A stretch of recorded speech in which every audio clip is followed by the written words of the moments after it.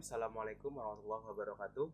Perkenalkan, saya Abdul Hamid dengan NIM 2101 030056.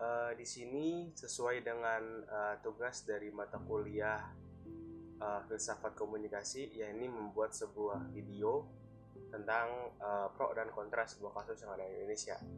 Kali ini saya akan membahas pro dan kontra kasus tentang pemblokiran sosial media yang akan dilakukan oleh Kominfo atau Kementerian Komunikasi dan Informatika. Sesuai data yang sudah saya ambil, bahwasannya Kominfo ini sudah menetapkan batas akhir pendaftaran itu pada hari Rabu tanggal 20 Juli tahun 2022. Jadi ada sebuah hal ini yang bernama PSE. PSE itu yakni adalah penyelenggara sistem elektronik yang diselenggarakan oleh Kominfo. Jadi Kominfo ini sudah mewajibkan beberapa platform-platform sosial media itu yang dari luar negeri untuk mendaftar ke PSE ini sebelum tanggal 20 Juli 2022. Jika sudah melewati tanggal tersebut, maka Kominfo akan memblokir akses platform-platform tersebut. Ada beberapa platform besar seperti Google, terus ada platform dari Meta juga, ada WhatsApp dan Instagram, bahkan Twitter. Dan masih banyak lagi platform yang belum mendaftar ke PSE ini. Lalu apa sih keuntungannya ketika sebuah platform besar itu sudah mendaftar ke PSE yang diadakan oleh Kominfo? Nah, jadi Kominfo akan sangat mudah untuk untuk ketika ada sebuah masalah oleh masyarakat dengan platform tersebut, pemerintah itu akan sangat mudah dalam menangani masalah tersebut. Jadi ditegaskan oleh Jenderal Aplikasi Informatika atau Kominfo, yakni Samuel Abrijani Panggarapan. Pendaftaran PSE ini dilakukan sepenuhnya untuk melindungi masyarakat Indonesia. Jadi bukan karena hal lain. Jadi Kominfo ini melakukan hal tersebut yakni untuk melindungi masyarakat Indonesia. Itu sebab apabila tidak terdaftar dan ada sebuah masalah, bagaimana bisa melindungi para konsumen yang menggunakan layanan tersebut?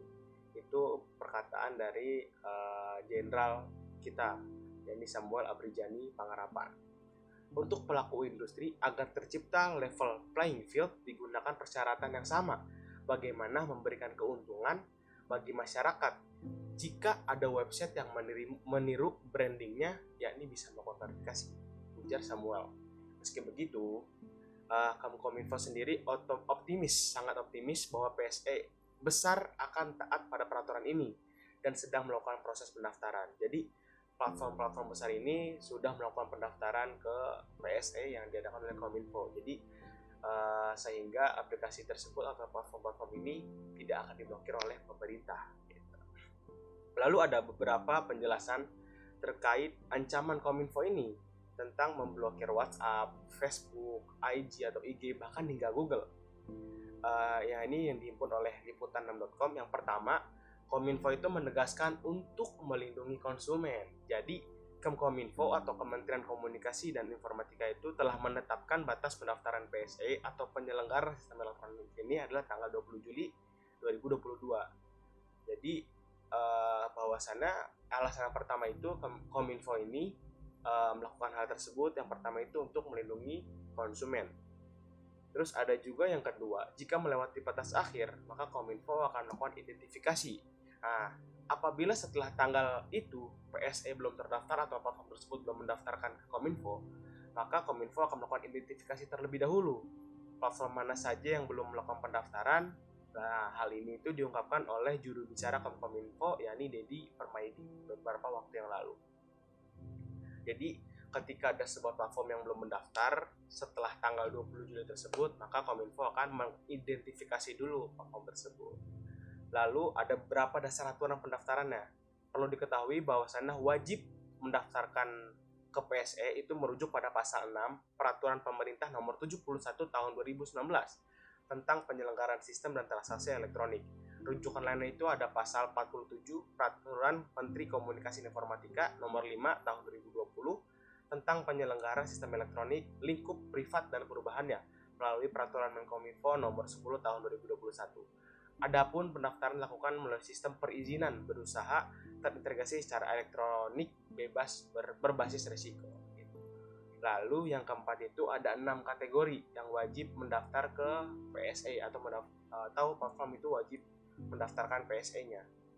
Ada 6 kategori ya PSE lingkup privat yang wajib melakukan pendaftaran, yaitu PSE yang memiliki portal, situs aplikasi dan jaringan melalui internet yang digunakan untuk satu, menyediakan, mengelola, dan bahkan atau mengoperasikan penawaran atau perdagangan barang dan atau jasa. Lalu yang kedua, platform tersebut menyediakan atau mengelola, mengoperasikan layanan transaksi keuangan. Lalu yang ketiga itu ada pengiriman materi atau muatan digital berbayar melalui jaringan data, baik dengan cara unduh, melalui portal atau situs, pengiriman lewat surat elektronik, atau melalui aplikasi lain ke perangkat pengguna sistem elektronik. Lalu yang keempat itu ada menyediakan atau mengelola dan atau mengoperasikan sebuah layanan komunikasi meliputi namun tidak terbatas pada pesan singkat, panggilan suara, panggilan video, surat elektronik, dan percakapan dalam jaringan. Lalu yang kelima itu ada layanan mesin pencari seperti mencari sebuah video, mencari audio, mencari film, seperti semacam Google dan lain-lainnya. Lalu yang keenam itu ada pemrosesan data pribadi untuk kegiatan operasional melayani masyarakat yang terkait dengan aktivitas transaksi elektronik. Lalu dalam hal ini banyak pro kontra yang terjadi di masyarakat. Banyak juga masyarakat, tidak sedikit juga masyarakat yang menolak bahwa Kominfo ini memblokir aplikasi-aplikasi tersebut gitu. Karena coba kita bayangkan, kita menggunakan aplikasi tersebut seperti Google, WhatsApp, IG, Facebook, bahkan Twitter itu sudah bertahun-tahun. Jadi kita sangat membutuhkan yang namanya aplikasi tersebut. Google kita gunakan itu untuk mencari. Lalu jika nanti Google sudah diblokir, kita menggunakan aplikasi apa untuk mencari hal-hal yang tidak kita ketahui gitu. Terus untuk WhatsApp kita gunakan itu untuk berkomunikasi, telepon, bahkan video call gitu kan. Terus ketika WhatsApp diblokir oleh Kominfo, kita menggunakan apa? Masa kita kembali ke zaman bahala gitu, ke zaman dahulu di mana kita menggunakan SMS yang kita mengirimkannya dengan pulsa gitu, kan tidak mungkin gitu kan. Jadi pasti juga banyak masyarakat yang menolak hal tersebut gitu. Ya, seperti Instagram juga, TikTok bahkan. Tapi untuk TikTok seperti ini sudah mendaftar, jadi tidak akan diblokir oleh pemerintah. Lalu ada juga yang mengatakan bahwa aturan PSE ini dinilai atau memuat pasal-pasal karet. Berseberangan dengan Alphonse Teguh Aprianto, founder Ethical Hacker Indonesia yang merupakan sesama pakar cyber, menilai bahwasannya aturan Kominfo tersebut memuat beberapa pasal karet. Adapun PSE diatur melalui PP nomor 71 tahun 2019 serta Peraturan Menteri Komunikasi dan Informatika nomor 10 tahun 2021 tentang perubahan atas Peraturan Menteri Komunikasi dan Informatika nomor 5 tahun 2020 atau Permen Kominfo nomor 5 tahun 2020 tentang penyelenggaraan sistem elektronik melalui lingkup privat. Melalui cuitannya di Twitter, Teguh mensinyalir bahwa poin meresahkan masyarakat dan mengganggu ketertiban umum dalam pasal 9 ayat 3 dan 4 bersifat pasal karet.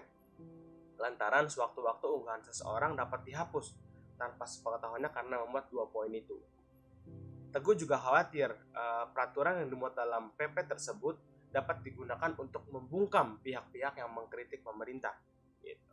Jadi dalam permasalahan tersebut, Teguh meminta bahwa registrasi PSE lingkup privat ini dihentikan. Gitu. Karena ada yang bilang juga bahwasannya ketika platform besar tersebut mendaftar ke PSE atau Kominfo, itu data-data yang ada dalam platform tersebut itu pemerintah bisa lihat. Jadi seperti contoh WhatsApp. Jadi ketika WhatsApp sudah mendaftar ke Kominfo atau ke PSE lingkup privat tersebut, maka pemerintah atau Kominfo bisa melihat isi chatan dari penggunanya. Jadi sehingga itu melanggar yang namanya privasi seseorang. Tapi pemerintah membantah bahwasannya kita tidak akan menggunakan data-data tersebut dengan tidak baik. Kita akan mengelola data tersebut dengan baik.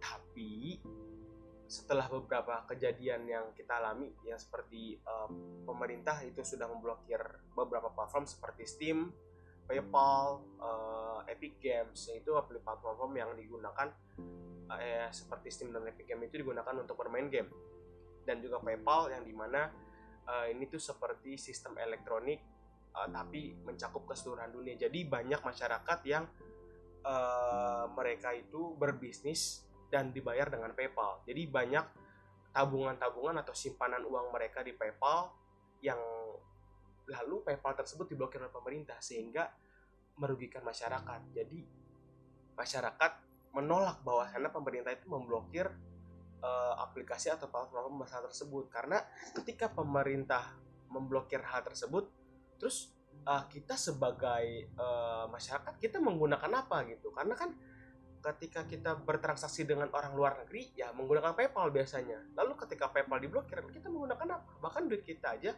masih ada di dalam PayPal. Lalu bagaimana kita mencairkan dana tersebut? Gitu.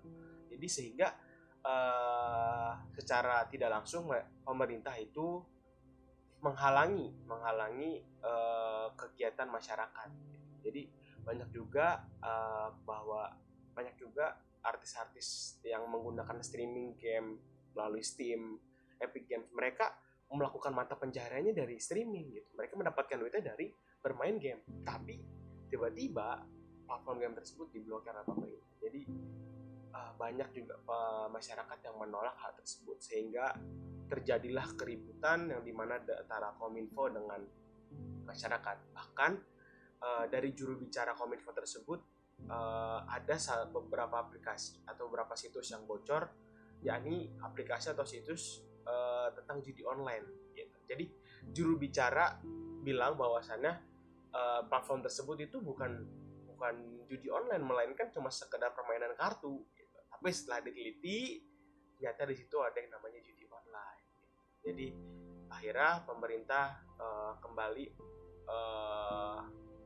memeriksa platform-platform tersebut, dan akhirnya beberapa platform seperti Steam, Epic Games, dan PayPal dibuka kembali karena banyaknya teguran atau banyaknya kritikan dari pemerintah. Bahkan web dari pemerintah, bahkan situs Kominfo banyak yang hack, banyak hacker di Indonesia yang menghack situs Kominfo, sehingga Kominfo mendengarkan aspirasi rakyat dan membuka kembali blokiran dari platform-platform tersebut. Jadi pada intinya dengan kasus ini banyak sekali pro kontra yang terjadi di masyarakat.